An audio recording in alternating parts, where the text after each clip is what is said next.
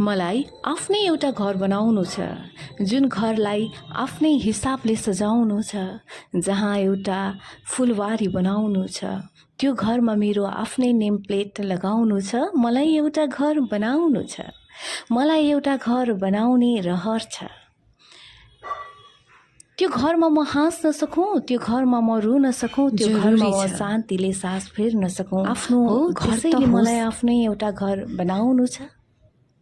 त्यो घर मेरो होस्, यो मलाई थाहा होस्।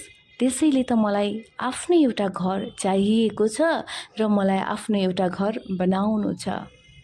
छोरी मान्छेको आफ्नो घर हुँदैन, न त छोरी मान्छेको आफ्नो थर हुन्छ।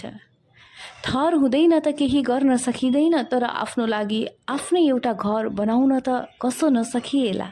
त्यसैले नै मलाई एउटा आफ्नो घर बनाउनु छ। थर नभए पनि आफ्नो घर चाहिएको छ। माइती आफ्नो होइन, माइतीबाट हामी छिटै पराई हुन्छौँ, किनकि विवाह भएर गइसकेपछि त यो रीत छ। फेरि विवाह भएको घरमा पनि त हामीलाई आफ्नो कहाँ मानिन्छ र।